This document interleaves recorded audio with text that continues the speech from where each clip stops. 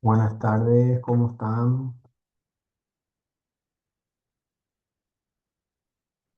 ¿Qué tal, profesor? Gracias, profesor. Bueno, muy bien, muy bien. Espero que ustedes también, después del largo feriado, muchas felicidades a todas las madres en su día. Espero que hayan sido reconocidas con los debidos honores. Todas las madres merecen ese reconocimiento, por sobre todo todos los días, dicen algunas, y estoy perfectamente de acuerdo con ello. Así que estamos retomando un poquitito nuestras clases el día de hoy, después de este largo feriado, después de estos festejos tan significativos que hemos tenido también en estos días.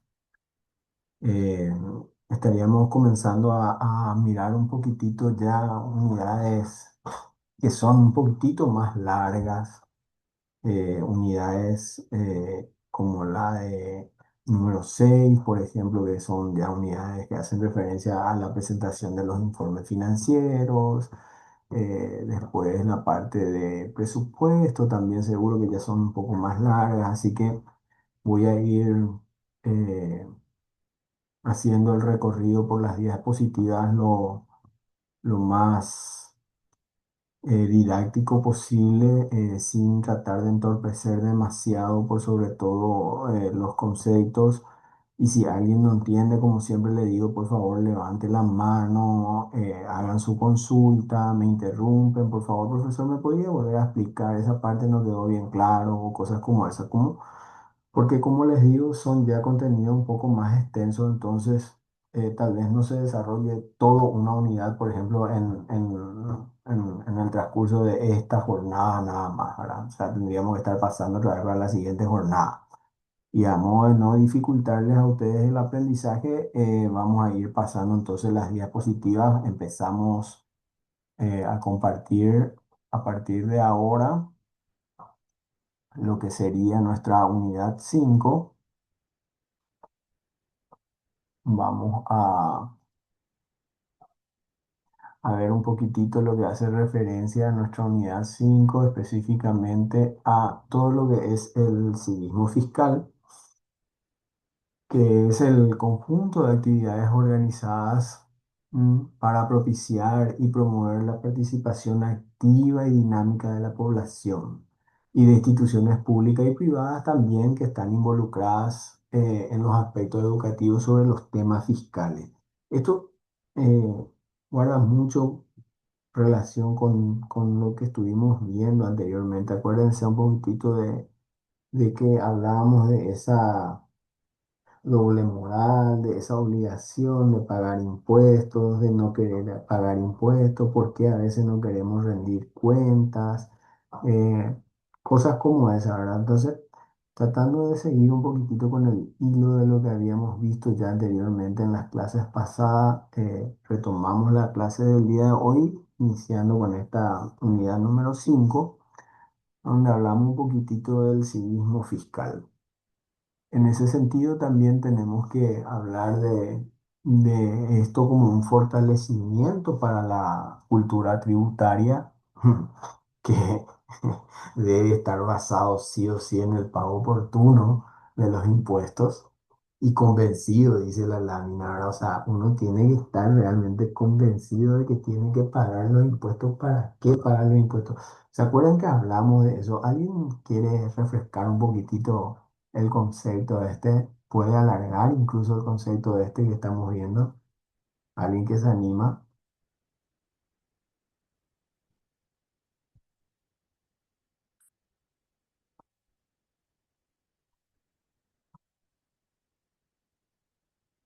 Bueno, parece que los festejos causaron sus efectos. Todavía no estamos pudiendo arrancar bien, che, ¿eh?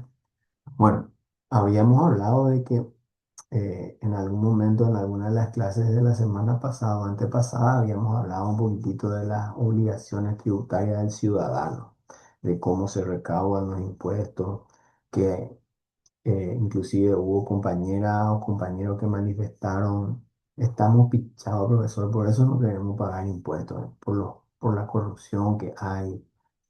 Después volvimos a hacer un análisis y un replanteo de esa ideología, ¿verdad? Al decir de que cuál es primero, ¿verdad? O sea, si estar pichado justifica no pagar impuestos o pagar impuestos y no tener lo que esperamos del Estado significa cambiar esa ideología. Entonces, en base a eso podemos referirnos que la cultura tributaria realmente se trata de ver el sentido cotidiano tanto de la evasión como de la fiscalidad, ¿verdad? Y cuando nos referimos a la fiscalidad es a tributar, o sea, ver la importancia de cobrar los impuestos, de pagar los impuestos, ya que obviamente esto no se constituye simplemente en un conjunto de ingresos y de gastos estatales, ¿no? O sea, todos esos ingresos que dijimos que recauda el Estado sirven para que el Estado gaste. Y obviamente esos gastos se traducen tanto en bienes como en servicios para la ciudadanía, ¿verdad? Entonces, esa es la única forma en que vamos a ver materializada una escala de valores también para la sociedad. Asimismo, los tributos tienen unas características básicas. Primero que nada, todo tributo está establecido por ley, son obligatorios y coactivos. Ahora, coercitivo sería una palabra un poquitito más, vamos a decirle así, apropiada. En vez de coactivo podemos decirle coercitivo porque ejercen una suerte de presión para nosotros. Hay una coacción para el pago de los impuestos. O sea, si vos no pagas tus impuestos, incluso puedes perder tu casa, puedes... O sea, hay una penalidad otra vez que exige el pago de los impuestos o que demanda el pago de los impuestos. Son exigibles y su cumplimiento es sancionable, que tiene mucho que ver con lo que decíamos, o sea, de su carácter coactivo, de coacción. Son ordinarios, obviamente se perciben o deberían de percibirse con una cierta regularidad y son pecuniarios, ¿m? Se pagan en un valor monetario, ¿no? O en algunos casos su equivalente, porque hay veces que, eh, a veces incluso cuando no se tiene, por ejemplo, para pagar impuestos y para salvar la propiedad, se puede dar en dación de pago parte de esa propiedad. Entonces, cuando hablamos de pecuniario, nos estamos refiriendo a que puede pagarse en su valor monetario o en su equivalente. ¿M? Bien, ¿cómo se clasifican los impuestos? Esta es una forma de conocer también un poquitito la clasificación de los impuestos.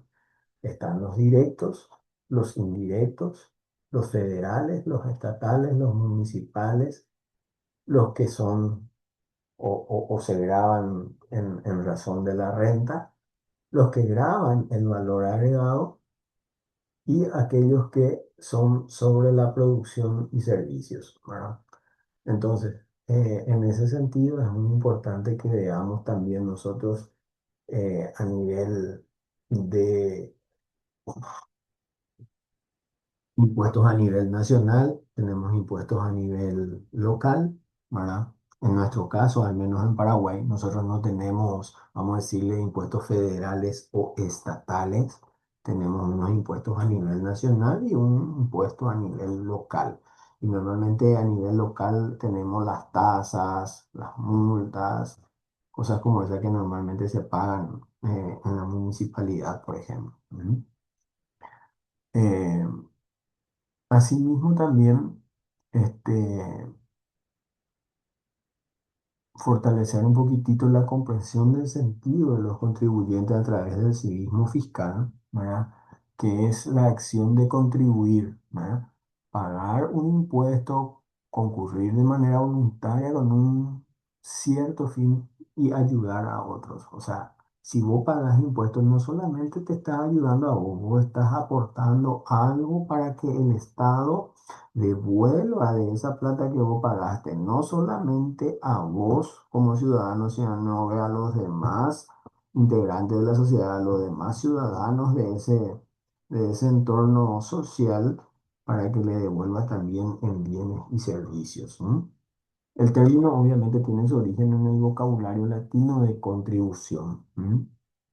Asimismo, también podemos hablar de la formación de los contribuyentes cumplidos, informados y vigilantes, que siempre tiene que ver con el uso adecuado de los recursos. Esto es muy importante, gente. Desde que empezamos las clases, nosotros estábamos hablando de administración financiera, del uso eficiente de los recursos para la rendición de cuentas, para que eso obviamente genere un retorno que signifique el bienestar de la sociedad. Entonces, en razón de ello, obviamente tenemos que formar a la población para que conozca primero que nada sus deberes y obligaciones como contribuyentes.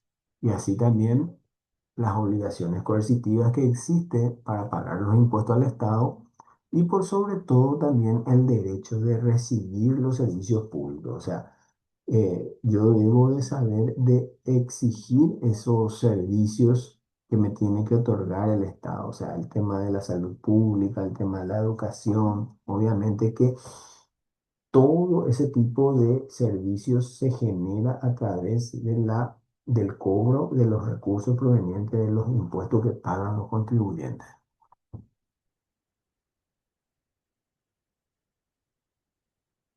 Bien, podemos hablar un poquitito de la conciencia. Este es algo que normalmente resulta también bastante importante, el crear conciencia en el ciudadano, en el paraguayo cotidiano que tenemos, que normalmente se ocupa específicamente de lo suyo nada más, y a veces ese, esa conciencia social, esa conciencia de compartir un poquitito se le olvida a veces, pero eso no significa que no sea solidario. O sea, todos conocemos de que el paraguayo es la persona más solidaria que hay. Incluso te va a ofrecer lo que no tiene cuando quiere ser solidario, pero al momento de pagar los impuestos es otra cosa. O sea, ese solidarismo ahí no se tiene en cuenta o normalmente desaparece. Entonces, tendríamos que hablar de la conciencia de los derechos y las responsabilidades ante el pago de los impuestos. Ahora, eso significa que uno debe estar informado, debe estar asistido por la administración tributaria sobre los derechos y cumplimiento de las obligaciones tributarias. Yo creo que eso hoy en día tiene mucha connotación con la creación de nuestra Dirección Nacional de Ingresos Tributarios, que fue hablamos vez pasada también de eso, que fue la fusión prácticamente de dos entidades, que era la aduana y la Dirección General de Aduanas y la Subsecretaría de Tributación, que estaba dentro del Ministerio de Economía y Finanzas anteriormente. Y sabemos, o sea, hay mucha publicidad al respecto de los impuestos, de los vencimientos, inclusive a nivel municipal también, para aquellos que ya son de carácter local, a nivel municipal también. Hoy a través de las redes sociales también se conoce mucho acerca de los vencimientos. Hay organismos como la OPASI, por ejemplo, que también hacen mucho en materia de difusión para la concienciación del pago de los impuestos y las tasas a nivel local. Bien, y así también, obviamente, tenemos que ver, esta es la parte o la contrapartida, mejor dicho, de el saber que tenemos que pagar impuestos. O sea, el obtener las devoluciones derivadas de la normativa de cada tributo. Nosotros realmente hasta hoy en día tenemos una campaña muy pobre en términos de lo que normalmente eh, se devuelve a la ciudadanía en carácter de bienes y servicios que están directamente relacionados con los impuestos que paga la ciudadanía. Entonces, o sea, uno se concientiza, sabe que tiene que pagar, cumple en tiempo oportuno, paga sus impuestos, pero realmente no sabe para qué sirven los impuestos. Normalmente, si nos referimos al ámbito nacional, la mayoría de los datos que salen en la prensa van a ver que es para pagar sueldo nomás. La mayoría te va a decir de que, no, o sea, que el 90%, el 70, el 80% se está pagando salario de los impuestos que se recaudan. Pero ese 20% o ese 30% o ese porcentaje que falta y que no tiene que ver con el pago de salarios y que normalmente es mucho más significativo en términos de lo que es inversión física, por ejemplo, o en términos de educación, en términos de salud, ciertamente a veces no se ve reflejado en ese tipo de marketing, en ese tipo de propaganda.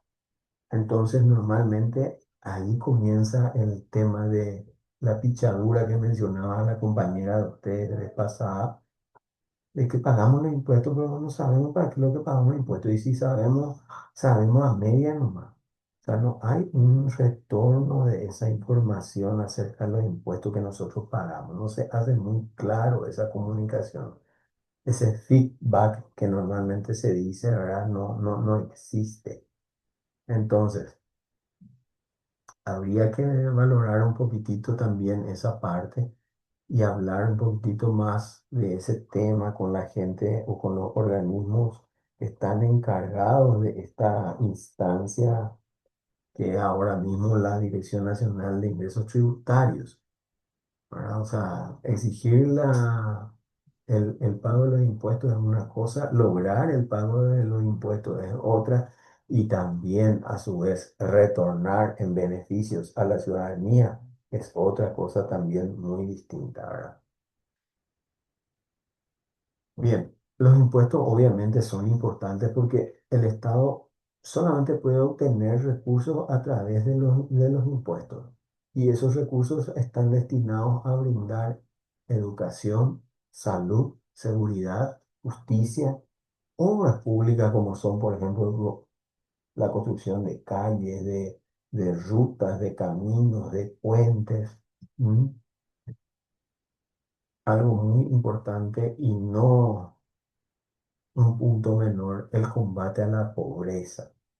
Aquí entra un factor muy importante en términos de la economía global del país, ¿verdad? El combate a la pobreza. ¿Alguien podría decirme si leyó en estos días o recientemente cuánto es el porcentaje de pobreza que se maneja a nivel de población en el país?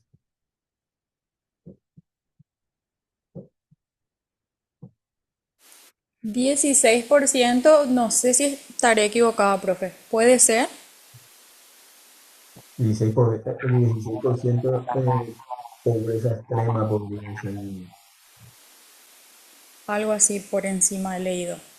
Sí, sí. En realidad, en estos días lo que yo alcancé a leer es un artículo de un economista que asegura de que el 65% de la población del Paraguay vive en pobreza. No pobreza extrema, que es otro índice y tiene otro tipo de valoración, ¿verdad? Pero de ese 65% estamos hablando, si hablamos de eh, 7 millones de 7 millones de habitantes, estamos hablando de prácticamente 4,5 millones de habitantes del Paraguay que viven en pobreza, según este economista, ¿verdad? Entonces, de ahí es la importancia de combatir un poquitito este tema de la pobreza, ¿verdad? Porque si hoy en día ese porcentaje es el correcto, a veces los índices de valoración no son correctos, pero son sí alarmantes. En este caso, hablar de que más de la mitad de la población del Paraguay está en pobreza y sin embargo nosotros vemos que alcanzamos grados de inversiones que nunca antes se habían alcanzado. Tenemos empresas del exterior que están interesadas en venir a invertir en el Paraguay. Hay muchísimas obras de gran infraestructura que se están realizando en el Paraguay. Ustedes ven el crecimiento inmobiliario, por ejemplo, el impacto del crecimiento inmobiliario que hay en ciertas zonas, por ejemplo, de barrios muy concurridos, de barrios muy renombrados aquí de la capital, así también en el interior del país, o sea, cómo están creciendo a nivel inmobiliario la ciudad del interior también es un dato bastante importante. Entonces, te genera un poquitito de duda si es que en realidad ese 65% de la población está realmente en pobreza. No puede ser que solamente ese 35% de la población del Paraguay sea el que esté, vamos a decirle, bueno, ahora pues ya no se habla luego más de nivel medio, se habla de riqueza o de pobreza nada más, ¿verdad? Pero que el 35% de la población sea rico y que solamente esa riqueza esté alcanzando a 2 millones y algo de habitantes del Paraguay, ¿verdad? O sea que o sos rico y extremadamente rico, o sos pobre y extremadamente pobre. Entonces, en razón de eso, obviamente nosotros tendríamos que estar muy convencidos de que el pago de nuestros impuestos también ejerce un carácter social en el combate a la pobreza. ¿M? El impulso, obviamente, también a los sectores económicos que seguramente son fundamentales para el crecimiento de nuestra economía. Esto es categórico. Y el Estado obviamente también debe de buscar una igualdad de los ciudadanos. O sea, esta brecha, este margen que tenemos entre 35 y 65 se debe de acortar, se debe de achicar. O sea, no podemos hablar de que en realidad tenemos más de la mitad de población en pobreza y solamente un puchito de gente que es rica. Esto es... eh, ¿Se acuerdan un poquitito de lo que estuvimos hablando vez pasada cuando nos referíamos a la equidad social? Profe, Sí. yo había leído que el INE había publicado que o sea, era aproximadamente el 13%, casi 14% en la zona urbana y alrededor del 22% en la zona rural, pero Mm, no sé si está actualizado ese dato a esta fecha. bueno, mire, muy, muy correcto lo que menciona Alba. Tal vez esos sean datos oficiales, sí, ciertamente, pero acuérdense de que como fue cuestionado aquel último censo del Instituto Nacional de Estadística. ¿Mm? Decíamos que supuestamente somos, o sea, arrojó que supuestamente somos 7 millones nada más, pero en realidad somos muchísimos más. A mucha gente no le alcanzó el censo, no pasaron los censistas por su casa, o sea, hubieron muchas deficiencias en la recolección de datos durante el último censo que se tuvo. Y tal vez, obviamente, como te digo, si bien son datos oficiales, esos datos no sean correctos, pero destaco que hayas mencionado los datos oficiales del INE, eso es muy importante, ¿no? Dale, profe. Bien, en ese sentido, eh, de todo lo que estamos hablando, hay que hablar un poquitito también de los medios para la obtención de estos recursos públicos, ¿verdad? Nosotros tenemos un conjunto de órganos, de normas, de procedimientos, de técnicas, de instrumentos orientados a la administración de los fondos públicos, ¿no? Y eso está totalmente establecido en la ley de administración financiera.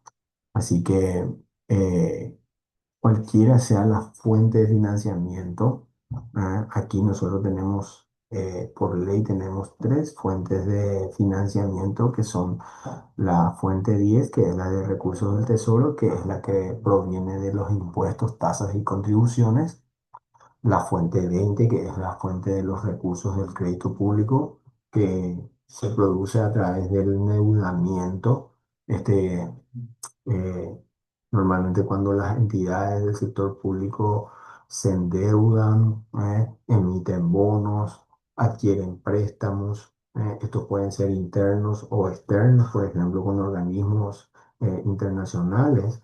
Eh, Nosotros tenemos incluso también una forma de endeudamiento interno conocida como el financiamiento temporal de caja, que está establecido en la ley de administración financiera. Ahora que es cuando el Estado, por ejemplo, el Estado paraguayo no puede hacer frente a sus obligaciones, o sea, no recaudó lo suficiente y tiene la posibilidad de prestar de las reservas del Banco Central del Paraguay dinero en efectivo como para hacer frente a esas obligaciones. Pero como les dije, esto se conoce como financiamiento temporal de caja. ¿Qué quiere decir eso? De que ese endeudamiento, ese financiamiento temporal de caja debe ser repuesto, debe ser totalmente devuelto en el corto plazo. Eso quiere decir un ejercicio fiscal.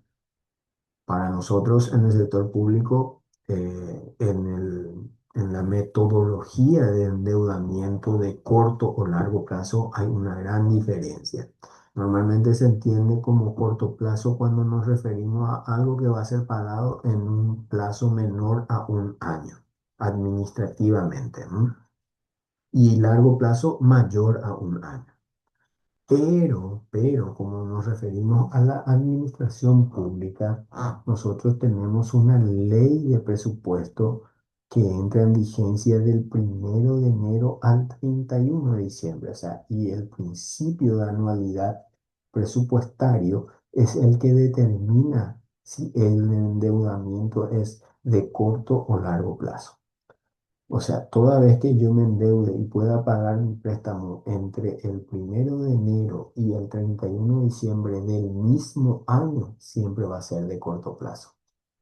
Ahora bien, si yo me endeudo, por ejemplo, en octubre de 2025 me endeudé y estoy pagando ahora en mayo la totalidad, todavía no pasó un año, pero ya pasó de ejercicio fiscal, o sea, ya estamos en un ejercicio fiscal diferente. Entonces, significa de que en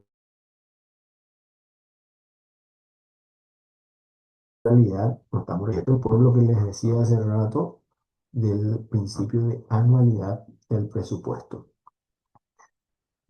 Y después tenemos los recursos institucionales, que es la fuente 30. Esas son las tres fuentes de financiamiento que tenemos, la fuente 10, la fuente 20 y la fuente 30. Los recursos institucionales, los recursos propios, que son los que se genera por la venta de bienes o el cobro de los servicios que genera una entidad en el sector público. ¿M? En este caso, por ejemplo, los aranceles educativos, por ejemplo, son recursos propios que se generan en el Ministerio de Educación y Cultura, por ejemplo, cuando le cobran los aranceles educativos, por ejemplo, a los alumnos o el mismo en la Universidad Nacional, aunque ahora tenemos el famoso arancel cero en la UNA, ¿verdad? Que vino a patear, si bien fue una medida populista, vino a patear un poquito en contra, primero que nada con la calidad educativa, porque ahora la calidad educativa de la Universidad Nacional se ve un poquitito afectada con esta determinación de aranceles cero. Eh, por ejemplo, ya no se pueden llevar a cabo los famosos cursillos que antes se hacía, se tiene que hacer, uno tiene que hacerlo aparte, ya no se pueden hacer dentro de la universidad, porque eso significa cobrarle al alumno y eso ya no se puede hacer con el arancel cero. Mm. Los derechos de examen y ese tipo de cosas que si bien se pagan, seguramente son montos simbólicos y sin embargo que anteriormente se podía disponer de esos recursos para la contratación de profesionales más idóneos, por ejemplo, para cada materia, o de ayudantes de cátedra para cada materia, eh, especialización de los profesores, cosas como esas. O sea, se ve nomás luego afectada. eh, vamos a decirle así, de alguna u otra forma los servicios que presta el Estado cuando se reduce la capacidad de captar ingresos. Esa es la parte importante de que nos tiene que enseñar a nosotros de que si pagamos o no pagamos impuestos, cómo puede afectarnos a nosotros. O sea, si nosotros no estamos luego pagando impuestos, que no te extrañe que esté faltando medicamentos en el sistema de salud. Si no estamos pagando impuestos, no te extrañe que la educación del sector público sea, vamos a decirle, de una calidad cuestionable. ¿M? Que no te extrañe que los profesores, o sea, y esto no lo estoy generalizando, hay profesores en el sector público que obviamente abrazan la profesión y tienen como vocación la docencia, muy diferente a aquellos que obviamente van por el sueldo nada más, ¿verdad? Entonces, eh, muy pocos ya quedan de estos que abrazan la profesión como una vocación y que obviamente normalmente hacen la diferencia con con el alumnado. Pero es todo un tema cuando nos referimos a la falta de recursos para seguir pagando a ese tipo de profesores o por lo menos para seguir capacitando a ese tipo de profesores, ¿sí?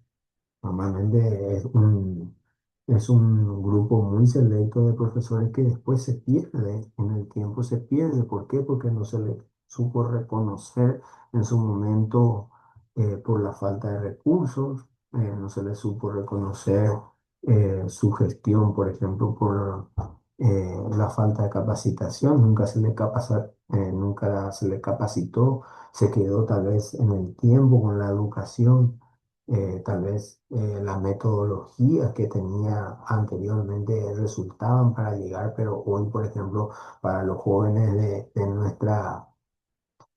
nuestra época, hoy eso ya no resulta, cosas como esa. Entonces es muy importante también tener en cuenta siempre de que como una relación directamente proporcional, ¿verdad?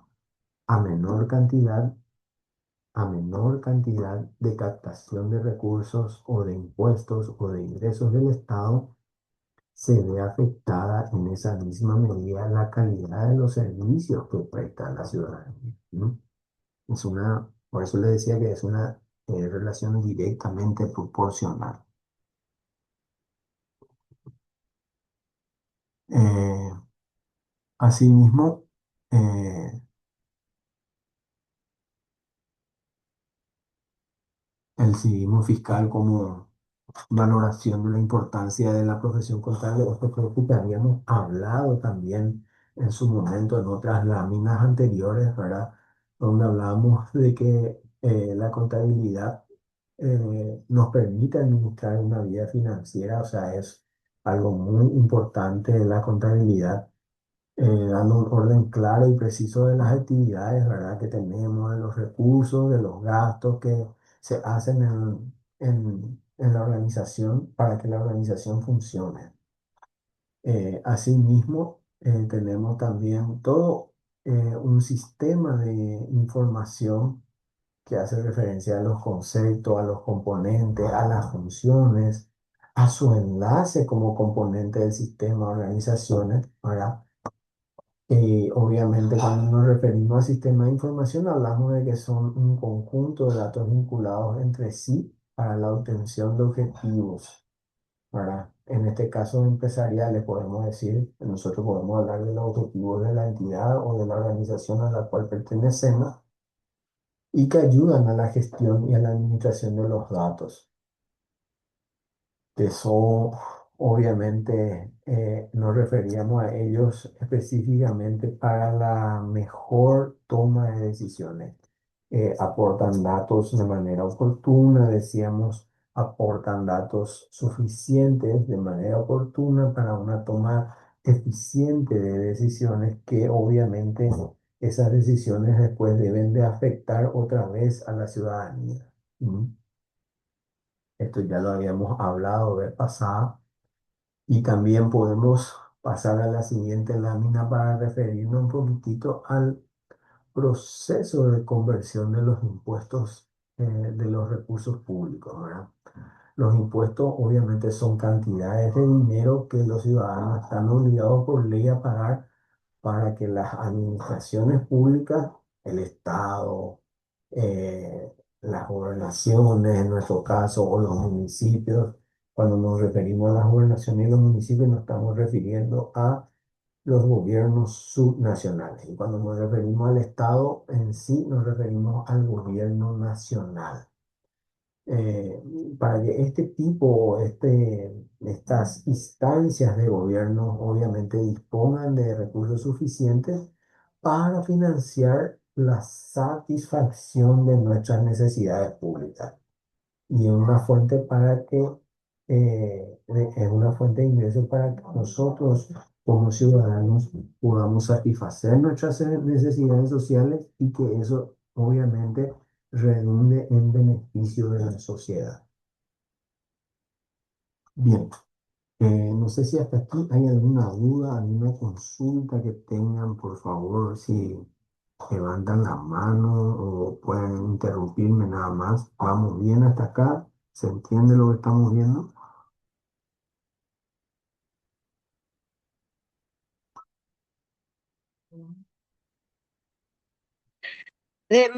Buenas tardes, de mi parte está muy bien, profe. Gracias, Nilda, por la intervención. Muchísimas gracias. Bueno, hasta aquí entonces vamos a abarcar un poquitito de lo que hace referencia a la unidad 5. Vamos a pasar un poquitito a lo que sería la unidad 6, que es bastante extensa y que se refiere específicamente a todo lo que es ya la presentación de los estados financieros. Eh, Nosotros en la clase pasada estuvimos hablando de lo que era un poquitito la rendición de cuentas, para qué rendíamos cuentas. Hoy hablamos del civismo fiscal, vemos la necesidad de cumplir con los tributos, vemos el derecho que tenemos y las obligaciones que tenemos como ciudadanos de cumplir con los impuestos. ¿Para qué hacemos eso? ¿Y qué tenemos que esperar del cumplimiento de los tributos también? Y esta parte, esta unidad hace un poco referencia a la presentación de los estados financieros por parte de las entidades del sector público, o sea, cómo rinden cuentas un poquitito las entidades del sector público, cuáles son los métodos o los informes que se presentan para que las entidades del sector público también rindan cuentas y a su vez a partir de la rendición de cuentas puedan seguir recibiendo fondos por parte del Tesoro Nacional, por ejemplo, ¿sí? En ese sentido, hablamos un poquito de los estados financieros generados por el sistema general, por el sistema de contabilidad gubernamental, que es el sistema integrado de contabilidad, que es el SICO. Y estos son los estados financieros en el sector público. Tenemos el balance general, que les dije vez pasada que a partir de ahora se va a llamar estado de situación financiera. Tenemos el estado de resultado o de gestión económica, como se le conocía anteriormente, hoy se le conoce ya, va a pasar a llamarse estado de rendimiento financiero. Así también tenemos el estado de flujo de efectivo, tenemos el estado de variación del patrimonio neto, el estado de ejecución del presupuesto y la nota a los estados financieros. Estos son 6 estados financieros. En su conjunto forman 6 tipos de estados financieros. Y donde hablamos de estado de ejecución del presupuesto nos referimos tanto a los presupuestos de ingresos como de gastos. O sea, ahí tenemos una subdivisión.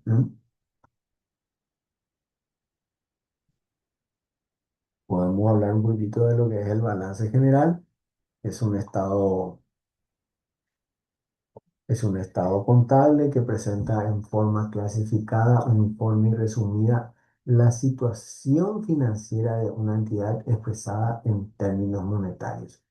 ¿Qué quiere decir esto? De que, así como les dije, se iba a llamar hace un tiempo atrás, en las clases anteriores, le dije que Hoy en día por eso ya no se le conoce con el término de balance general, se le conoce con el término de estado de situación financiera. ¿Por qué? Porque en realidad lo que presenta es la situación financiera de una entidad expresada en términos monetarios. ¿Qué quiere decir eso? O sea, cómo se encuentra financieramente hablando una entidad o un organismo del Estado, mirando un poquitito todo lo que hace referencia a los números, a sus cifras. ¿Mm?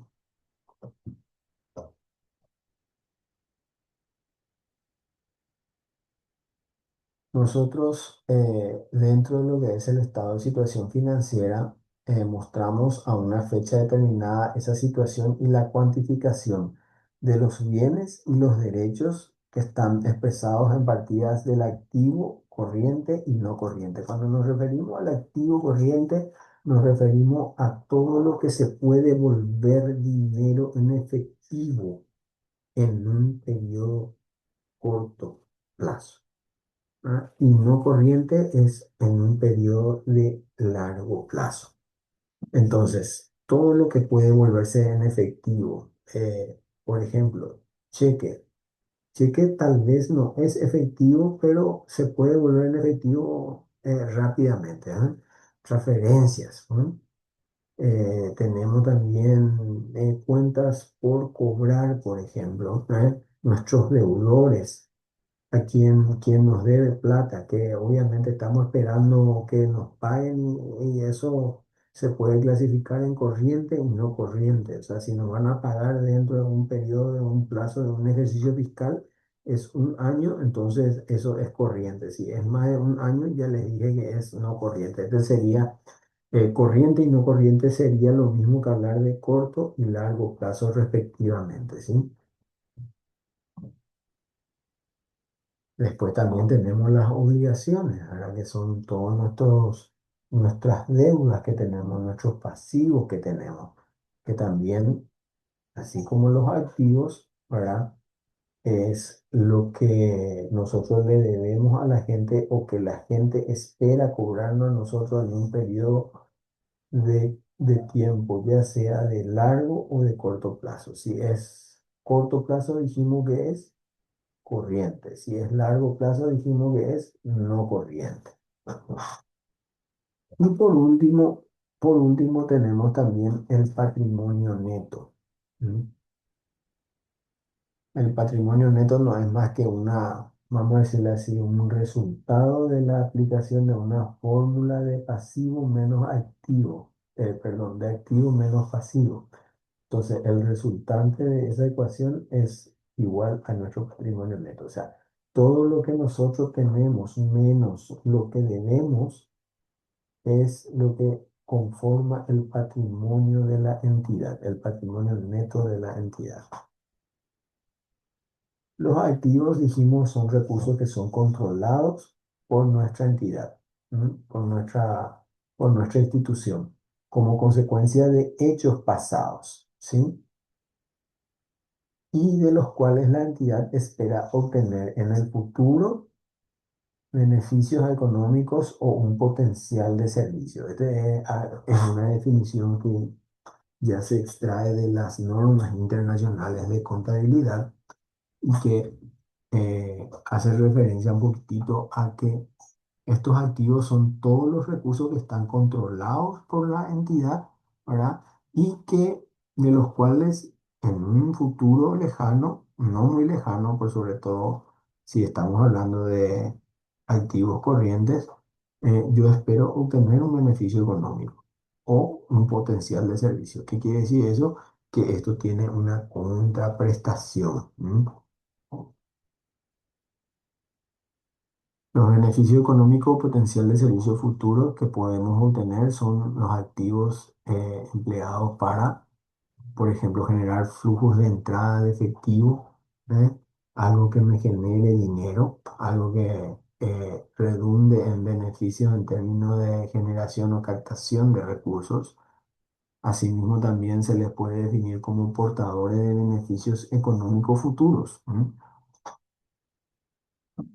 Después tenemos los beneficios también, activos empleados para suministrar bienes y servicios de acuerdo con los objetivos de la entidad. Esto es muy importante, o sea, prácticamente ninguna entidad del Estado, salvo las empresas públicas en las cuales el Estado tiene una participación mayoritaria de acciones, no, no tiene como objetivo principal la acumulación de la riqueza, y eso es lo que nos hace diferente a nosotros de las empresas del sector privado. Las empresas del sector privado obviamente lo que buscan es generar utilidades para acumular riqueza, acumular ganancias. Sin embargo, las entidades del sector público no. Las entidades del sector público están enfocadas a brindar servicios, a brindar beneficios, a prestar bienes y servicios a la ciudadanía.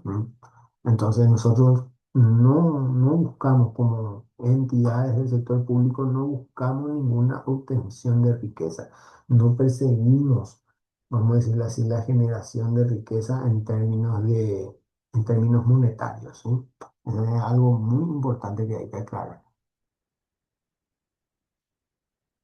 Eh, Aquí, por ejemplo, podemos hablar de beneficios económicos o de potencial de servicios futuros que obviamente, eh, de acuerdo con los objetivos de esta entidad, no generen directamente flujos de entrada efectivo, pero que suelen definirse como generadores de un potencial de servicio, por ejemplo. O sea, fíjense, nosotros, el Ministerio de Educación y Cultura, eh, presenta una situación financiera en la cual eh, están recaudando a través de los aranceles educativos y otro tipo de tasas o otro tipo de impuestos, se generan ingresos para que el servicio de la educación pública pueda ser prestado a la ciudadanía. Entonces, obviamente, ese es un potencial de servicio bastante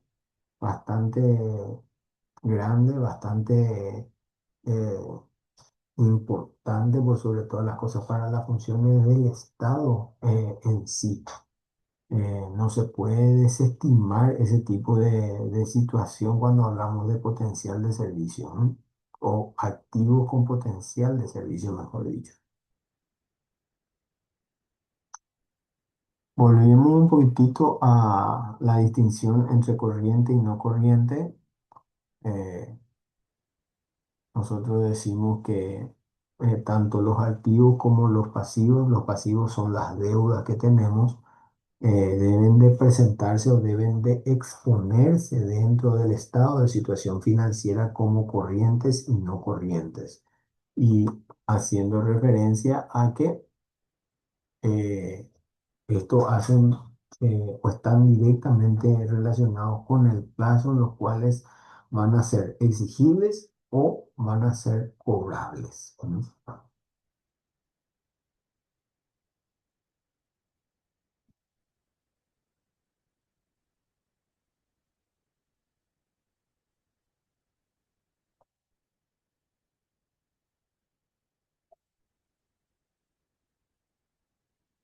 Fíjense por lo que dice y habla acerca de los activos corrientes. Cuando nos referimos a ellos, dice que deberá de clasificarse como corriente cuando satisfaga alguno de los siguientes criterios.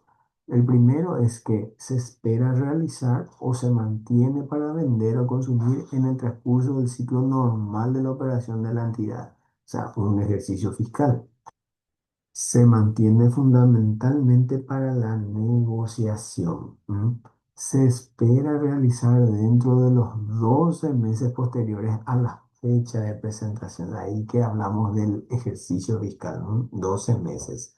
O sea, un año sería, estamos hablando de un año calendario, ¿no? No de un ejercicio fiscal, de un año calendario estamos hablando. o se trate de efectivo u otro medio equivalente al efectivo cuya utilización no esté restringida para ser intercambiado o usado para cancelar un pasivo al menos dentro de los 12 meses siguientes a la fecha de presentación. Todo lo demás que no esté dentro de estos criterios se debe clasificar como no corriente. ¿Mm?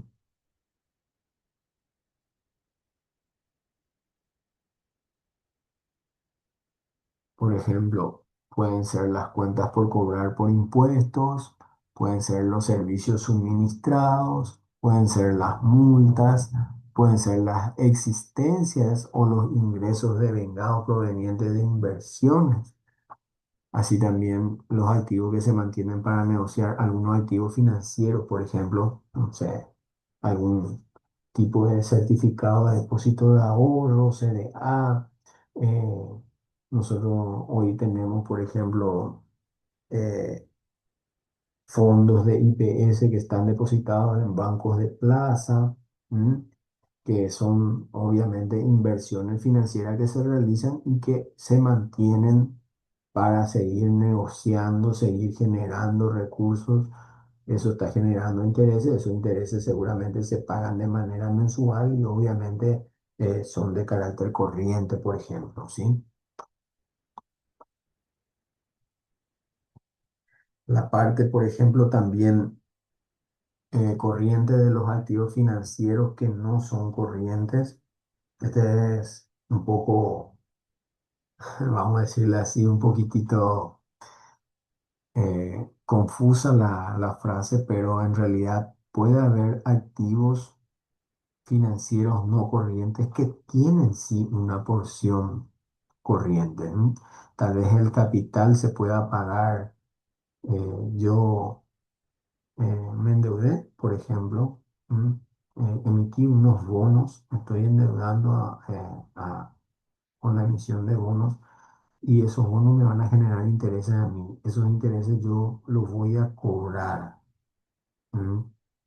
Los voy a cobrar, esos intereses o esa financiación la voy a cobrar de manera mensual o dentro de un periodo de 12 meses, pero el capital, por ejemplo, ya no es corriente. El capital lo voy a pagar todo una vez que cobre todo primero los intereses, por ejemplo.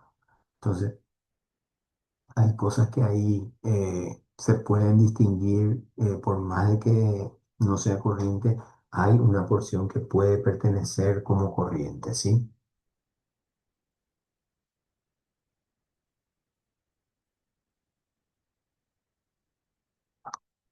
Algo que no es un activo corriente, no corriente son los activos tangibles.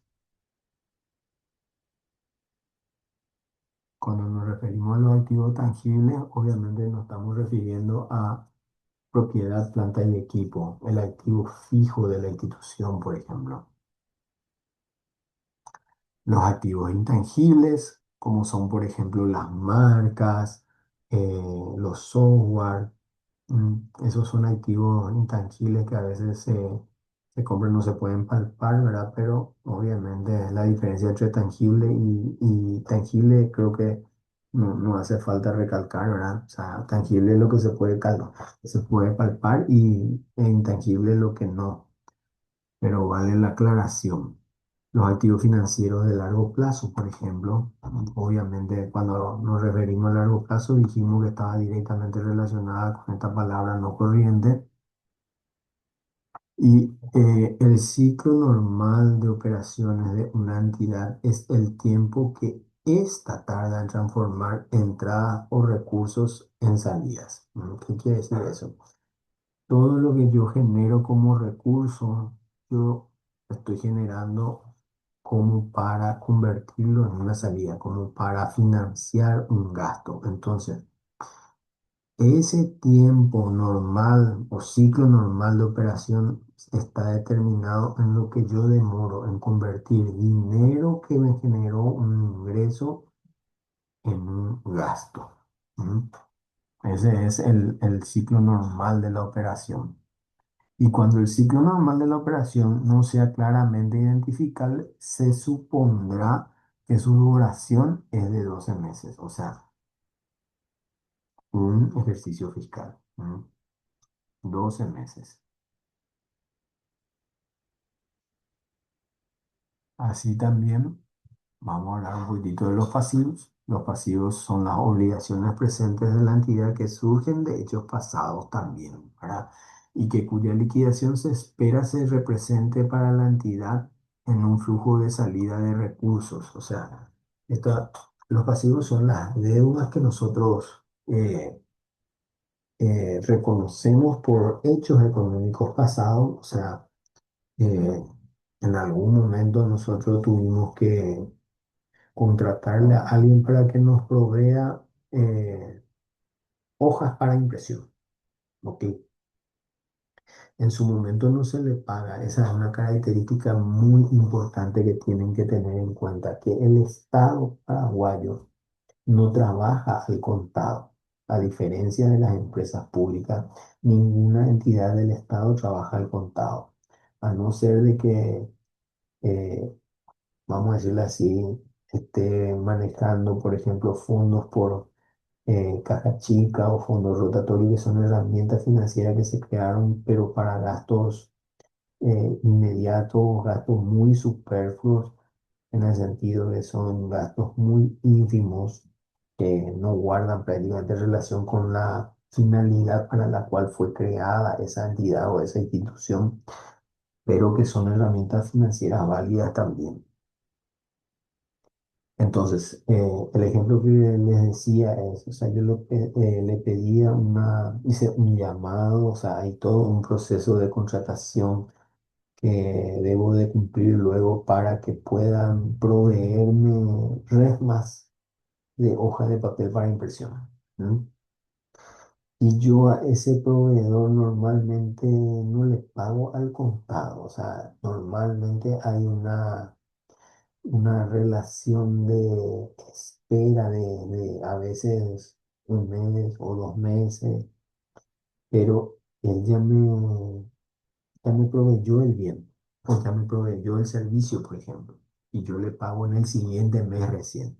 Por eso hablamos de hechos pasados. O sea, el hecho económico ya se sucedió. Yo hice el llamado, reconocí la necesidad de contratarle a alguien, se firmó el contrato con esa persona adjudicada y esa persona adjudicada, persona digo yo, o empresa, mejor dicho, me proveyó de los bienes que yo estaba necesitando o de los servicios que yo estaba necesitando.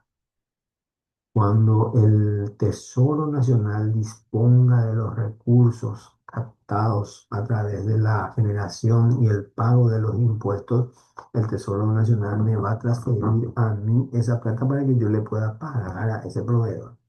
Entonces, como hablamos de criterios de hechos pasados, es importante que se sepa un poco esa operativa, se conozca bien esa operativa de cómo el Estado paga a sus proveedores y por qué normalmente también a veces escuchamos o hace tiempo que estamos escuchando en la prensa de que están muy atrasados los pagos a los proveedores.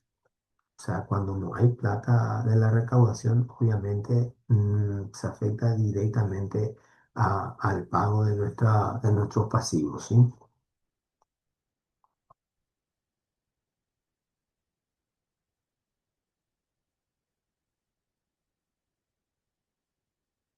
Estas también son las características de los pasivos corrientes. Se espera, obviamente, de que un pasivo sea corriente cuando satisfaga uno de estos criterios, ¿verdad? Que se liquide en un ciclo normal de la operación de la entidad, que se mantenga fundamentalmente para la negociación, así como habíamos visto también en los activos corrientes, se debe de liquidar dentro del periodo de los 12 meses desde la fecha de presentación. O sea, cuando a mí, por ejemplo, me viene mi proveedor y me proveyó, papá, y yo no le estoy pagando, no le estoy pagando. Ya pasó 12 meses de que me proveyó el bien. Yo ya utilicé el bien, reconocí y acepté el contrato y yo todavía no le estoy pagando. Pasaron 12 meses, eso deja de ser un pasivo corriente, ya vas a ser un pasivo no corriente. O sea, mientras que se pueda pagarle a ese proveedor o se le pueda liquidar a ese proveedor dentro de esos 12 meses posterior a la fecha de presentación de esa deuda, obviamente va a ser un pasivo corriente. Y obviamente, así como lo vimos en la lámina de los activos anteriormente, todo lo que no está aquí en esta lámina o que no está clasificado dentro de esta lámina como corriente es un activo no corriente. Si supera los 12 meses es no corriente. Si supera el periodo de 12 meses, si supera el ciclo normal de operación de la entidad, obviamente es no corriente.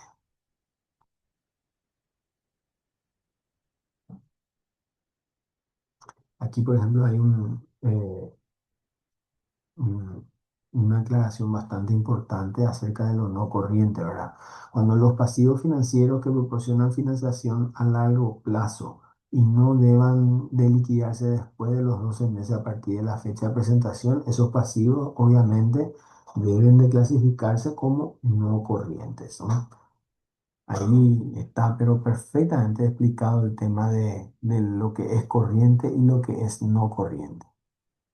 Luego tenemos lo que hace referencia al patrimonio neto, que es la parte residual de nuestros activos de la entidad. ¿Por qué residual? Yo les dije de que hace rato cuando les mencionaba al patrimonio neto, les dije que era el resultante de una ecuación, la famosa ecuación patrimonial para los contadores, que es el total de activos menos el total de pasivos es igual al patrimonio neto.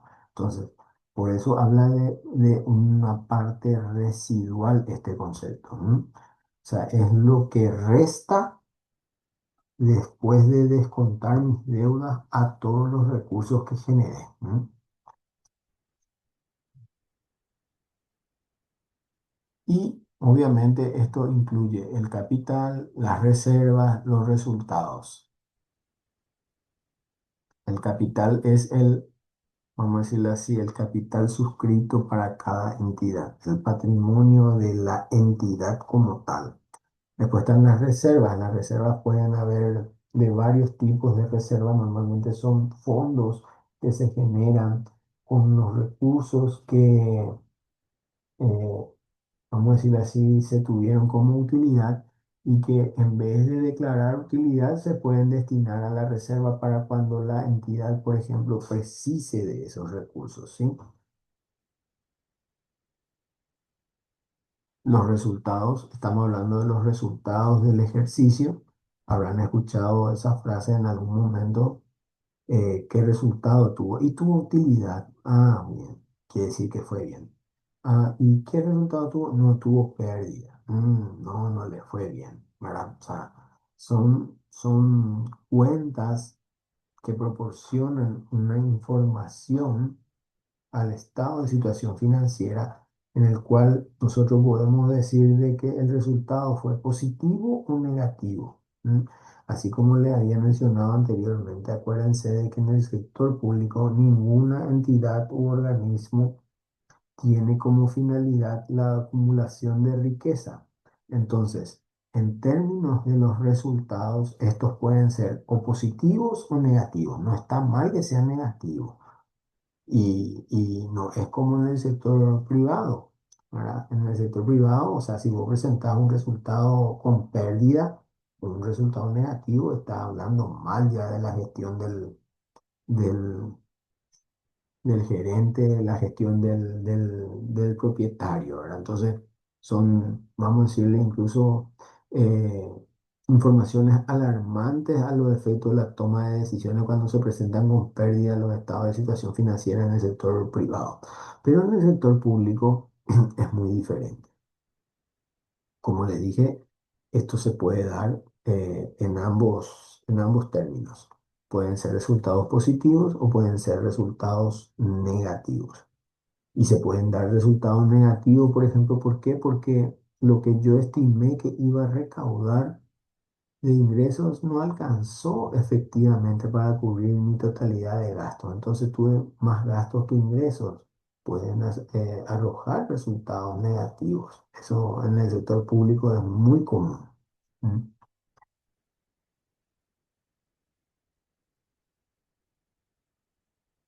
Bien, el estado de resultado de gestión económica que hoy día llamamos también estado de rendimiento económico.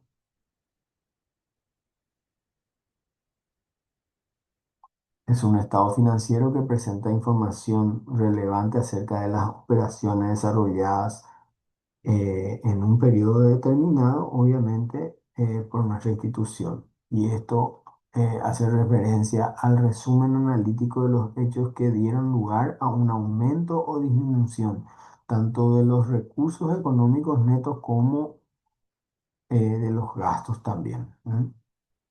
Y el estado de flujo de efectivo, ese es otro tipo de estado de información que se genera también en el sector público, que es muy importante para determinar la liquidez que tiene el Estado o las entidades del sector público. ¿No? El estado financiero, dice, el estado de flujo de efectivo es un estado financiero que informa sobre el movimiento de efectivo y sus equivalentes, primero que nada, agrupados por operaciones, agrupados por inversiones y agrupados por financiamiento. O sea, estos tres grupos son muy importantes para agrupar en qué yo estoy utilizando mi dinero. Si estoy utilizando para actividades operativas, si estoy utilizando para inversión o si estoy utilizando dinero del financiamiento, del endeudamiento. ¿M?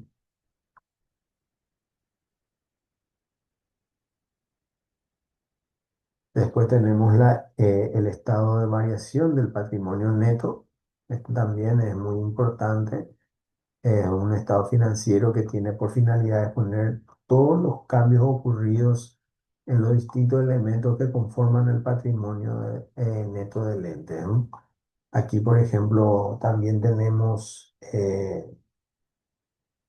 ese es, cuando hablamos del estado de variación del patrimonio neto, nos estamos refiriendo a la variación que puede surgir en lo que es el capital, en lo que son las reservas, en lo que son los resultados de los ejercicios. ¿No?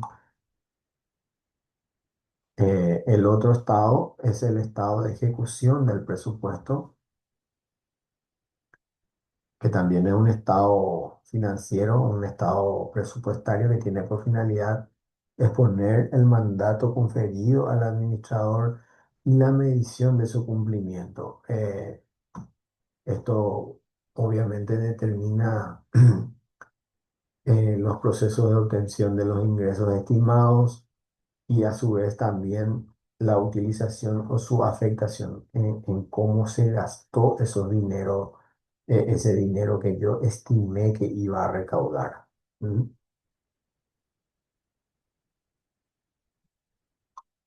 Y después, de esto también creo que hablamos vez pasada, ya hablamos un poquitito de esto cuando hablábamos de rendición de cuentas, las notas explicativas o las notas a los estados financieros, que no son más que otra cosa que revelaciones que tienen como finalidad, primero que nada, facilitar la interpretación de la información que se está exponiendo en los estados de situación financiera o de rendimiento financiero. Le decía yo de que como se llaman ahora notas explicativas, lo que hacen es explicar para una mejor comprensión de las cifras, de los números que nosotros exponemos ahí en esos estados de situación financiera, en ese balance general, o en ese estado de resultados, o en ese estado de ejecución presupuestaria. Estas notas lo que hacen es explicar mejor todas esas cifras, esos montos que tenemos ahí, ¿eh? Para que obviamente mediante estas notas que forman parte integral de los mismos, nosotros podamos tener también una mejor comprensión de lo que se está exponiendo en eso y obviamente apoyar a la toma de decisiones de una manera más eficiente. Esto es categórico, gente. O sea, hay veces que parece mentira. O sea, vos mirás los estados financieros de las entidades o de una empresa, una utilidad, pero enorme, enorme, utilidad enorme, espectacular, millones y millones de utilidad. Pero fíjense en otro apartado de cuenta que su pasivo, por ejemplo, si hacemos un comparativo, creció más del 50% con relación a lo que habían expresado el año pasado, por ejemplo. Entonces, debe de haber una nota explicativa del porqué de ese crecimiento y cómo afecta ese crecimiento o cómo no afecta ese crecimiento a las utilidades que se están obteniendo, por ejemplo.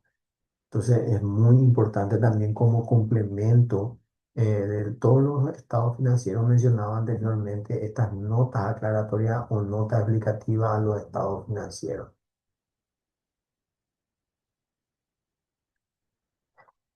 Eh, y estas notas, obviamente, se habla de que tiene que presentar información acerca de las bases que se utilizaron para la preparación de los informes financieros y sobre las políticas contables que están siendo aplicadas. Es muy importante. Por ejemplo, ¿qué tipo de cambio se utilizó para presentar las transferencias que vienen desde el exterior, por ejemplo? Estamos recibiendo transferencias del exterior que a veces llegan en dólar, a veces llegan en euro y obviamente entonces necesitamos en una nota explicativa decir, para la fecha de la elaboración de este presente informe, que es la fecha tal, se tuvo en cuenta el tipo de cambio tal para los dólares, el tipo de cambio tal para los otro tipo de moneda, ya sea euro, ya sea yenes, ya sea cualquier otro tipo de moneda, ¿verdad? Pero hay que aclarar. Lo importante es aclarar, porque los números en sí, para gente que tal vez no entiende muy bien, no hablan el mismo idioma. O sea, uno puede mirar los números y los números en frío no expresan realmente a veces lo que deberían de expresar. Entonces, por eso también, como le dije, muy importante el tema de las notas. Revelarán también la información requerida por las normas que no se presentan en los estados financieros. Eso es muy importante. Fíjense de que a veces nosotros lastimosamente no tenemos de dónde agarrar y recurrimos, por ejemplo, a un ejemplo que en la Argentina o en el Brasil está teniendo mucho impacto, pero que en realidad no se traduce en una norma internacional o no están basados en estándares internacionales o por lo menos nosotros no conocemos nada al respecto. Adoptamos esa experiencia y la traemos aquí y nos resulta también a nosotros a nivel nacional. Entonces, obviamente eso hay que exponer también en las notas explicativas. También todo lo que hace referencia al suministro de información adicional que no se presenta en los estados financieros y que obviamente es relevante para la comprensión.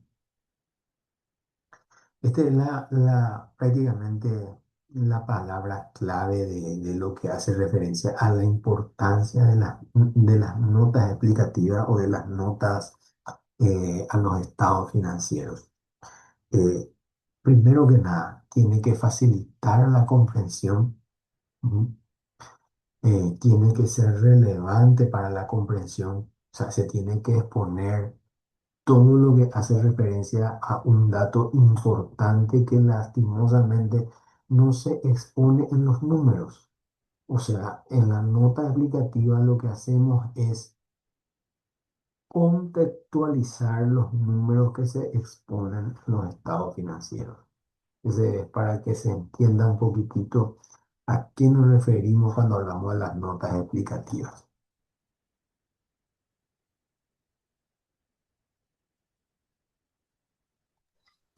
Profe, ¿puedes repetir así anoto? ¿Cómo? Alba, no te escuché bien, Si discúlpame. podés repetir así anoto, profe, sabes lo que hago mis anotaciones. En cuanto a las notas explicativas, Por supuesto, por supuesto. dale pues. Alba, mira, decíamos, es muy importante tener en cuenta de que en realidad la importancia en sí de las notas explicativas es a los efectos de la mejor comprensión de los números reflejados en los estados financieros. O sea, hacerle hablar a esos números es muy importante. ¿Por qué? Porque de esa manera contextualizamos esos números. Eh, por dar un ejemplo, o sea, uno llega tarde a su casa y la señora al día siguiente le va a preguntar por qué llegó tarde. Y bueno, ese por qué llegué tarde, me quedé sin plata. ¿Cómo te quedaste sin plata? Y no, porque usé para el combustible, te compré a vos tal cosa, ta, ta, y uno va extendiendo esa explicación a los efectos de que alguna vez se me perdone el error de llegar tarde. Entonces, la importancia de las notas explicativas, haciendo un paralelismo a ese tipo de explicación, es bastante relevante. ¿Por qué? Porque nos sitúan a nosotros como contadores o como usuarios de la información financiera en un contexto en el cual esa información sea comprendible para cualquier tipo de ciudadano. ¿Se entiende?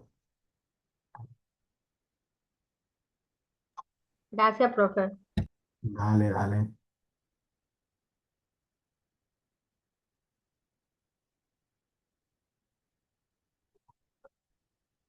Después ya estamos, vamos a decirle así, abarcando un poquitito lo que hace referencia al ámbito de la programación financiera. Ese también es un ámbito bastante importante y que normalmente hace referencia un poquitito a todo lo que son las técnicas de programación que se utilizan para el manejo adecuado de los fondos públicos, ¿no? Mediante la utilización de Profe, un plan de caja, ¿sí? una consulta nomás. ¿Se está Sí, grabando la clase? sí, sí, yo creo que Ah, sí. dale, dale. Hace rato a mí me salió que se estaba grabando. Sí, sale que se está grabando, profe. Dale, dale. Mm, Gracias.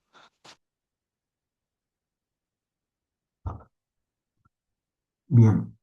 Eh, este plan de caja que hace referencia a la programación financiera es una herramienta financiera que tenemos dentro del sector público, que es, vamos a decirlo así, el dinero en efectivo que realmente se dispone, o sea, lo realmente disponible para el pago de de nuestros pasivos, de nuestros egresos, de nuestros gastos, ¿no? Y está basado en un análisis financiero de los flujos de fondos. O sea, es muy importante entender eso. O sea, nosotros tenemos esta herramienta de programación financiera que es el plan de caja basado en el flujo de fondos, que era uno de los estados que habíamos mencionado anteriormente, ¿no? eh, y que obviamente hace referencia a lo que es el plan financiero. Nosotros dentro del sector público tenemos lo que se llama otra herramienta que es el plan financiero. El plan financiero no es más que una eh, previsión de la estacionalidad de los gastos que normalmente se priorizan otra vez en base al dinero efectivo que dispone el Estado, que sería el plan de caja. ¿Mm? El plan de caja. Entonces, cuando hablamos de plan financiero, nos referimos a la estacionalización de nuestras prioridades de gastos y cuando nos referimos al plan de caja, nos estamos refiriendo específicamente a lo que realmente dispone el Estado en concepto o en carácter de dinero en efectivo. Y esto obviamente cada institución, cada entidad del Estado lo tiene que realizar.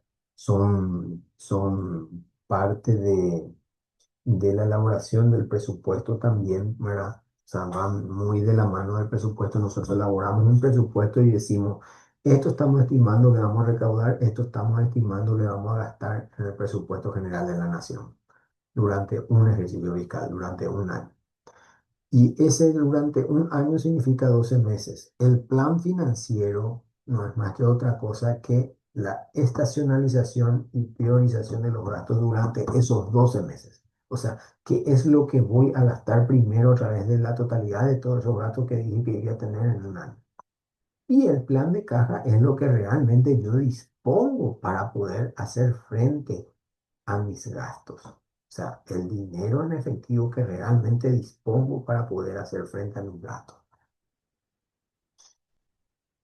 Bien, eh, siguiendo un poquitito con toda esta terminología de plan financiero, programación financiera. Volvemos a lo que decía, ¿verdad? Que es el plan financiero, que es la programación mensual del presupuesto. O sea, le decía, la estacionalización de mis gastos a nivel mensual, que incorpora todos los requerimientos mensuales de fondos para el cumplimiento de las actividades, de los programas, en función de los objetivos generales institucionales y de las cuales obviamente derivan todas las necesidades de bienes y servicios previstos en el Programa Anual de Contrataciones Públicas, el famoso PAC que se le conoce. ¿Mm? Asimismo,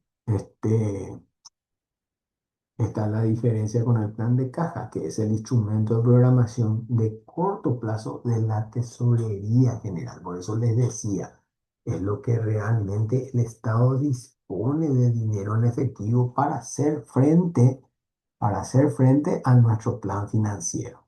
¿M? Para que nosotros podamos pagar de manera mensual, para poder pagar de manera mensual todos nuestros gastos que nosotros programamos en función de nuestros objetivos y de los cuales obviamente se derivan todas estas necesidades de bienes y servicios, ¿sí?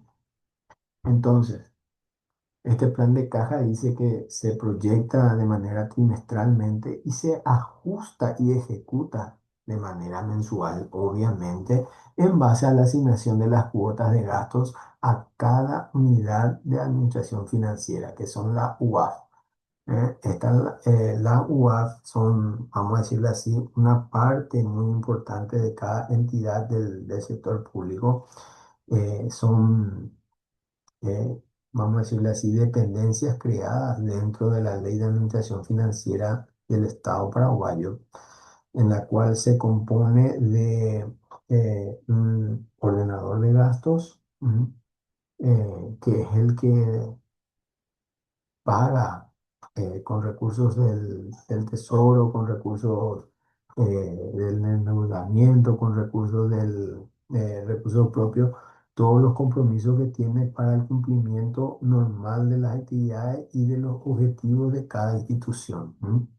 Y esta asignación dice constituirá el límite mensual. O sea, cuando hablan del límite mensual, estamos refiriendo a que si mi plan de caja me dice que este mes yo dispongo de 100 millones nomás, ese es mi límite mensual que yo dispongo de dinero real en efectivo.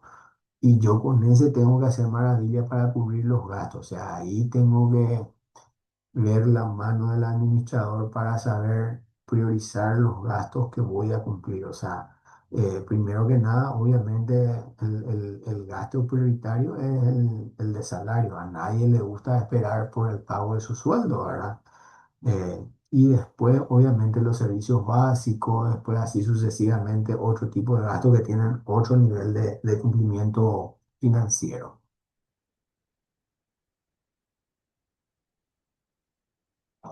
Bien. Estábamos hablando nosotros también un poquitito de lo que hace referencia a, a lo que es los bienes del Estado cuando nos referimos a los estados de variación del patrimonio neto. Por ejemplo, es muy importante saber acerca de los bienes del Estado, todo lo que hace referencia a la operatividad, a la administración y al marco legal de los bienes del Estado está establecido por este decreto 20.132 del año 2003.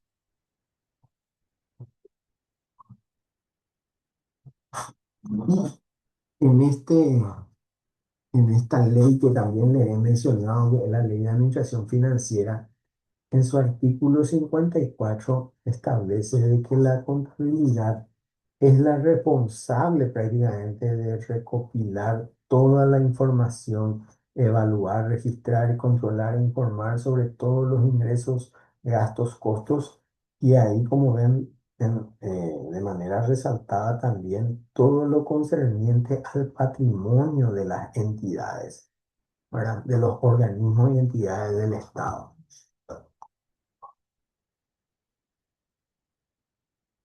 Esto está también reglamentado a través del decreto 8.127 del año 2000, que es el decreto reglamentario de nuestra Ley de Administración Financiera del Estado. En su artículo 95 habla de que los bienes afectados al uso de los organismos y entidades del Estado formarán parte del inventario general de bienes del Estado que deberá mantenerse actualizado en cada institución. Acá, por ejemplo, nosotros siempre solemos tener eh, una diferencia muy importante con los representantes de las entidades del sector público. Esa es una materia pendiente hasta hoy en día, si bien hoy existen herramientas nuevas como son el sistema de gestión de bienes y servicios que se conoce con las siglas de SIGEBI. Es un sistema que aquí la Dirección General de Contabilidad Pública, como responsable de mantener la información actualizada acerca de lo que es el patrimonio, también está implementando hoy en día.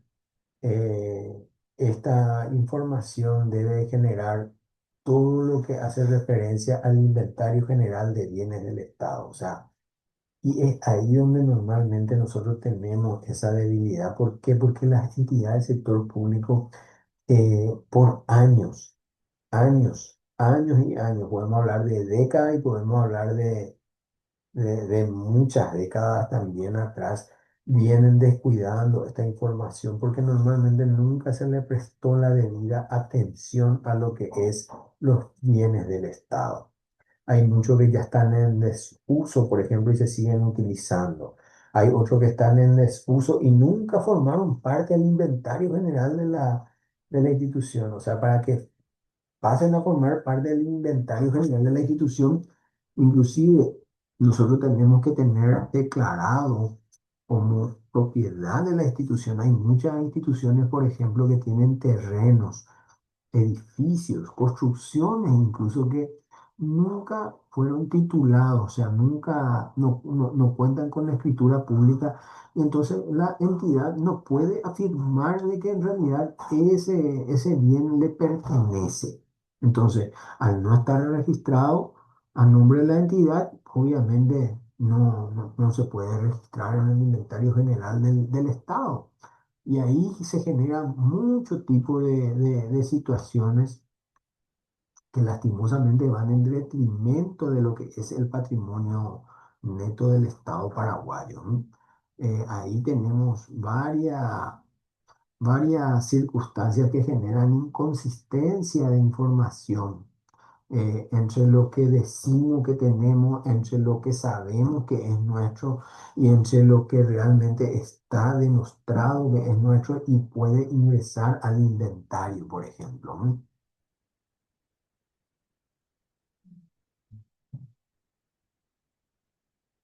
Nosotros, como Dirección General de Contabilidad Pública, también por ley, nos corresponde la consolidación de la información patrimonial de todas las entidades del sector público. Llámese estas entidades de la administración central, llámese estas entidades del poder legislativo, del poder judicial, llámese entidades descentralizadas como las universidades nacionales, las empresas públicas. llámese gobiernos subnacionales, las gobernaciones, las municipalidades. ¿M? O sea, de todas las entidades del sector público, es la Dirección General de Contabilidad Pública la encargada de consolidar su información patrimonial. Y la contabilidad conoce estos tres tipos de bienes que son los bienes de consumo, los bienes de cambio y los bienes de uso. Ujú. Dentro de lo que son los bienes de consumo están los materiales y los suministros que son consumibles. Además, también aquellos que están destinados a la conservación y reparación de bienes de capital.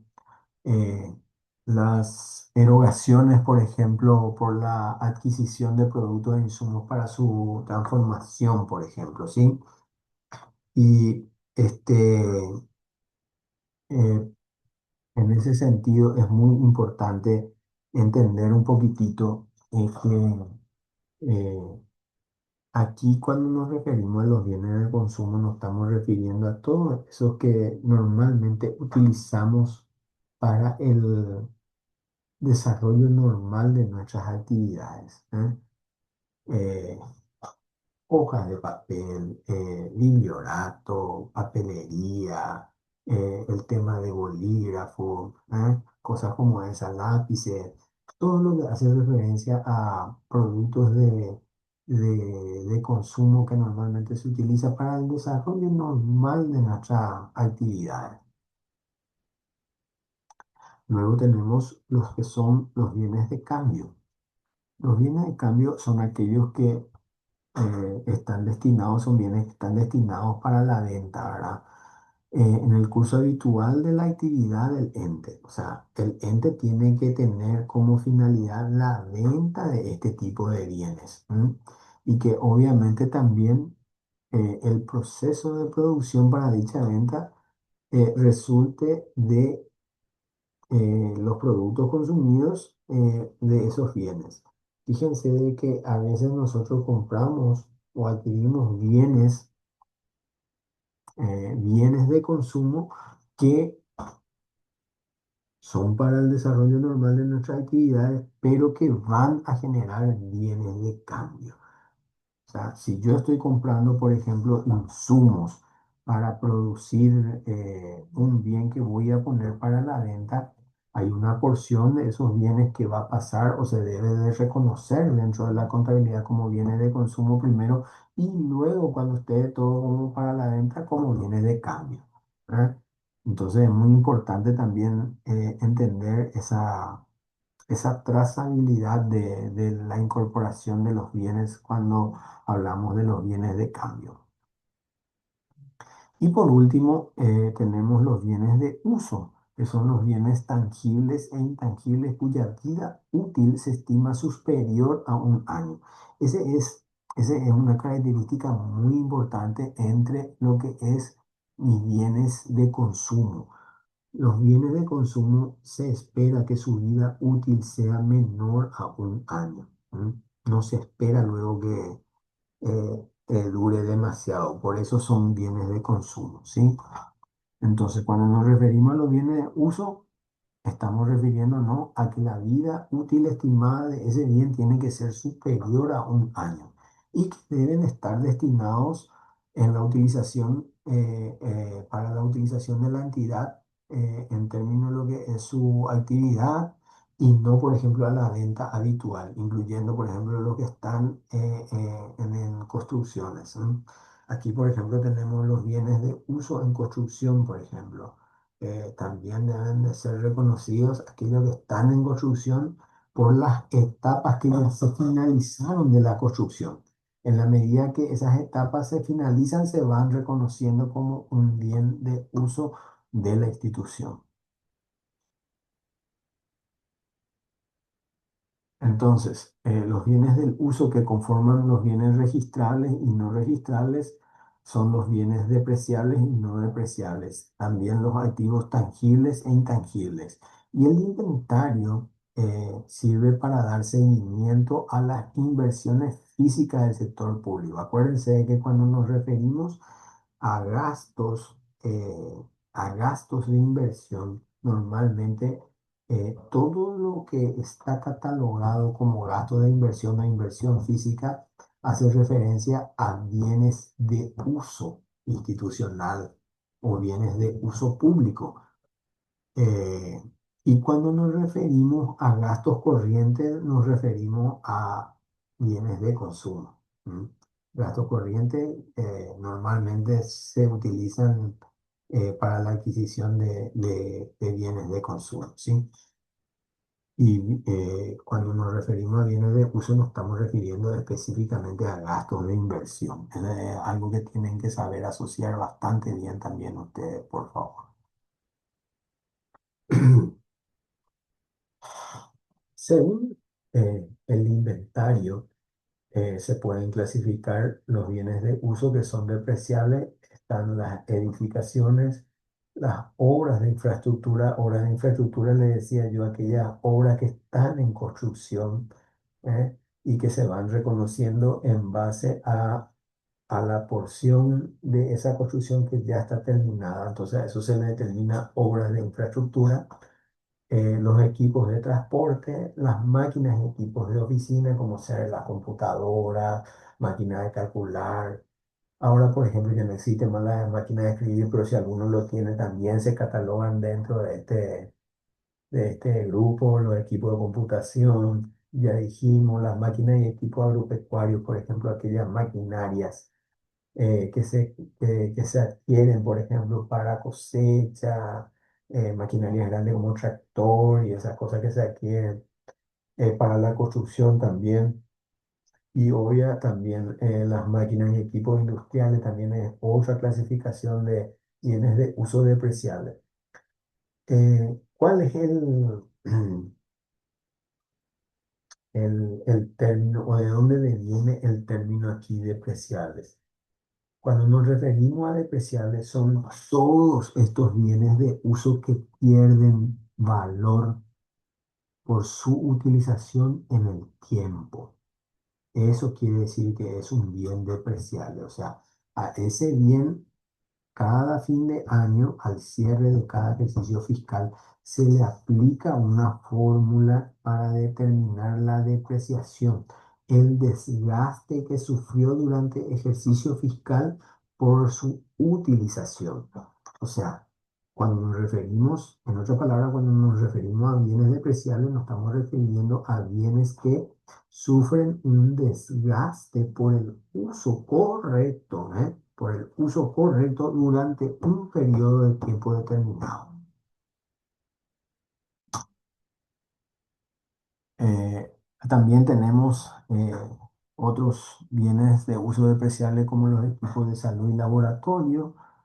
Aquí normalmente se adquieren todos aquellos equipamientos que sirven para los hospitales, mamógrafos, en nuestro equipo para rayos X, para radiografía, nuestro equipo de resonancia magnética, esas cosas que se adquieren para los hospitales en el tema de laboratorio, por ejemplo, nuestros equipos famosos que normalmente siempre uno hace referencia cuando habla de laboratorio en el microscopio, ¿verdad? Pero no solamente tenemos un microscopio, tenemos un amplio espectro de equipos laboratoriales también que se utilizan, por ejemplo, en algunos casos en los laboratorios que son laboratorios forenses de la policía o de la fiscalía, que son equipos muy especiales que se adquieren también en carácter de inversión y que también sufren un desgaste por su uso durante un periodo determinado, entonces son depreciables. Nuestros equipos de enseñanza y recreacionales, por ejemplo, los famosos equipos multimedios que se adquieren, por ejemplo, para las enseñanzas, las pizarras, los proyectores. También en equipo de comunicación, por ejemplo, también tenemos nosotros eh, eh, que inventariar, tenemos que incluir de nuestro inventario, por ejemplo, si tenemos equipos que sirven para la comunicación, Los muebles y enseres muy importantes, de categórico, nuestro escritorio, nuestra silla, todo eso tiene que estar registrado en nuestro inventario. Esto normalmente lo utilizamos en el día a día y obviamente sufre un desgaste. Si no lo utilizamos bien, el desgaste es mayor, obviamente.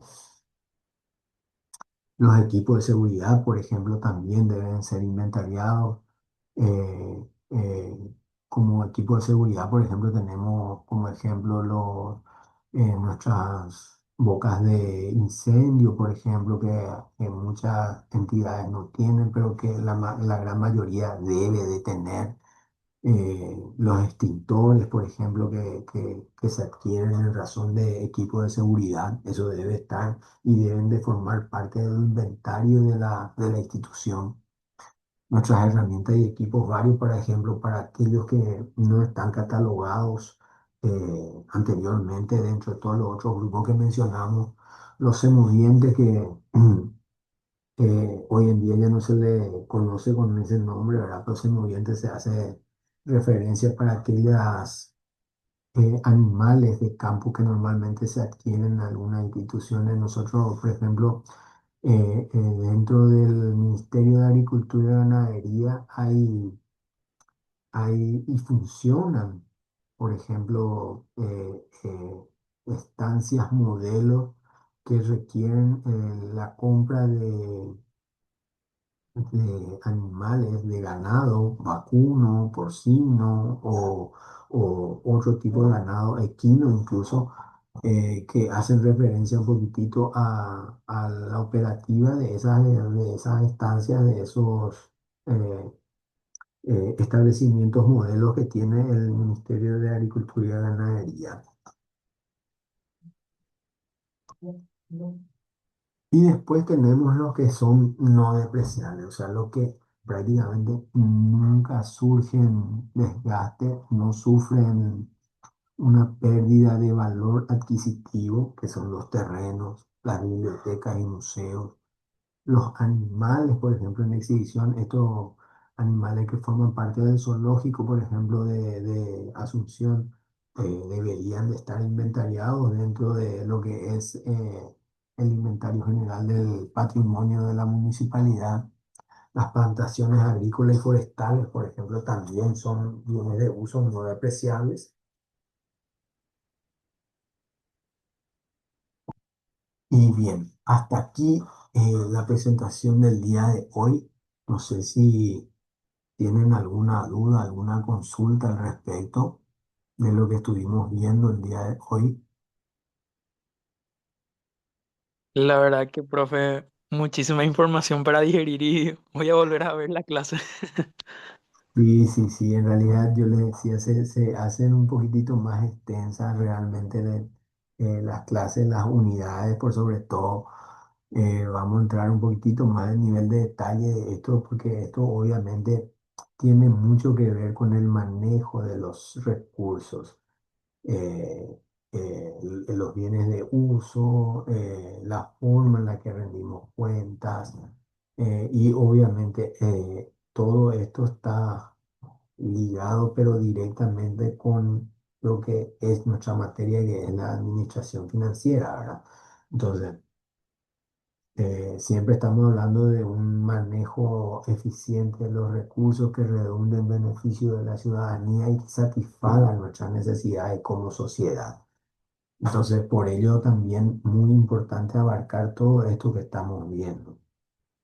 Hoy hablamos de todo lo que hace referencia, o mejor dicho, creo que ahondamos, detallamos mejor nomás todo lo que habíamos hablado de los libros que se necesitan para la rendición de cuentas. ¿Se acuerdan que en la clase anterior hablamos de los libros, libro diario, libro mayor y ese tipo de cosas, ¿verdad? Que hacían referencia a la rendición de cuentas? Y hoy estamos haciendo un nivel de detalle un poco mayor acerca de todo eso. Estamos hablando ya de los informes que se presentan en carácter de rendición de cuentas. Y ellos son el balance general, el estado de resultados, las ejecuciones presupuestarias, el estado de flujo de efectivo. ¿Cuál otro Buenas dije? tardes, profe. Y Buenas buenas tardes a tardes. todos. ¿Se me escucha bien? Sí, Jessica, decime nomás. Profe, disculpa la interrupción. Quería hacerte nomás un comentario. Sí, sí. Esto que estuviste hablando hoy del estado financiero es finalmente el insumo que se tiene en cuenta para el cálculo del presupuesto general de la nación, según lo que entendí. Ahora, lo que quería plantear, profe, ¿por qué eventualmente no se tiene en cuenta lo que serían las cuentas nacionales? Si bien es una forma también de poder medir el desempeño o el resultado del ejercicio de la economía en un periodo de tiempo dado. Viste que el otro tiene más un enfoque macro, pues, profe. Entonces, yo no sé si eventualmente hay más datos certeros ahí o más puntuales que eventualmente este estado financiero del sector público, porque viste que uno más, tengo entendido, está abocado a lo que es la política fiscal y el otro más bien es la política monetaria, porque es a través del Banco Central. Sí, sí, bueno, aquí hay disparidad de criterios normalmente y bueno, cuando nosotros nos referimos a la rendición de cuentas, en este caso del sector público, hablamos de todos estos estados financieros y nos referimos a las cuentas del sector público nada más, no a las cuentas de carácter nacional, porque en realidad, y creo que tiene mucho que ver con que las cuentas del sector privado eh, tienen un sesgo bastante importante en términos de lo que es realidad. Hablábamos vez pasada de que algunos llevan la contabilidad exclusivamente para pagar menos impuestos incluso, ¿verdad? No sé si te acordarás. Sí, profe. Ah, bueno, entonces ahí hay un sesgo importante de información, el cual obviamente hace que no podamos mezclar agua con aceite, por decirlo de una manera. No digamos tampoco que todo lo que se presenta de información financiera del sector público es realmente tal cual, pero donde tenemos certeza es de que esa información que se presenta en el sector público se presenta en carácter de declaración jurada.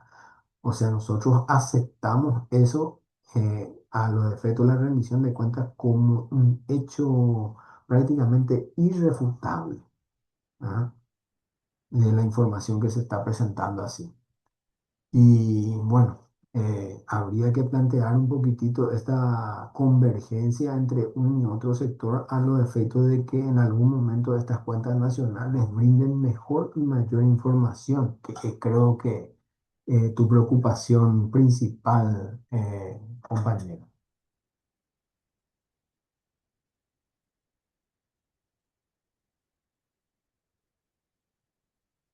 ¿Me escucharon? No sé si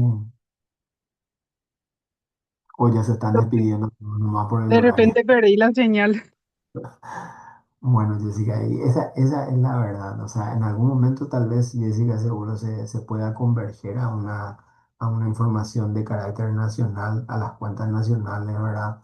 Y tal vez tengamos, vamos a decirlo así, un mejor panorama de lo que es la economía, de lo que mueve en realidad la economía y para que la toma de decisiones obviamente se vea afectada de manera más eficiente y redunde en beneficios de nuestra sociedad. Yo creo que esa es la preocupación principal de cualquier ciudadano, no solamente la tuya. Totalmente, profe.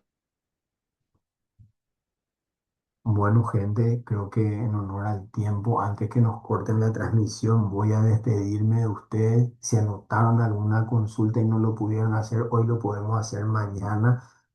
Vamos a tener la misma temática mañana otra vez con el tema del trabajo práctico, así que les espero mañana, ¿sí? Dale, profe, muchísimas gracias. Gracias, profesor. Muchísimas Hasta- gracias. Así como dijo el compañero, mucha información y vamos a volver a ver la clase. Sí, sí, sí, les recomiendo. Hasta mañana. Cualquier duda que tengan, como les dije, estamos a disposición de ustedes, ¿sí? Gracias, profe. Bueno, Gracias, nada, profesor. Muy amable, Gracias, profesor. profe. nada.